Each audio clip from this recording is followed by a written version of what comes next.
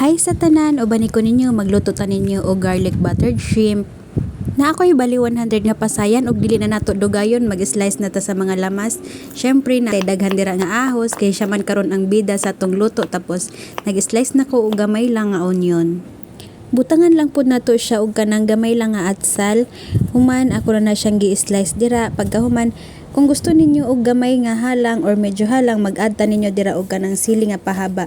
Pagkahuman nag-slice ko dira og kanang dahon sa sibuyas para pang toppings unya, dugang anik-anik sa tong giluto. Karon nag-add na ko dira og mantika para dili masunog ang ato ang butter. Gamay lang siya nga mantika.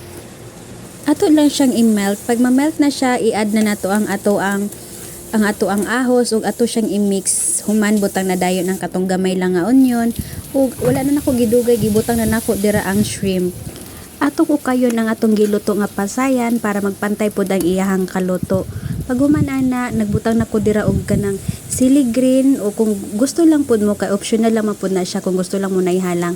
Tapos mag-add ta dira og tomato paste, depende lang pod sa inyong gusto, kung unsa inyong gusto kadaghan. Og gihalo na ko gamay, nag-add ko dira og water. Pero kung naamoy Sprite, better nga Sprite inyong ibutang para dili na mo mag-add og sugar, kay ako nag-add pa ko og sugar dira. So instead nga asin akong gigamit, so nagamit lang ko og patis tapos liquid seasoning, og na-add na nako to ang atsal. So pasagdasan ato mubukal ang atong pasayan hangtod sa mahubas gamay iyahang tubig.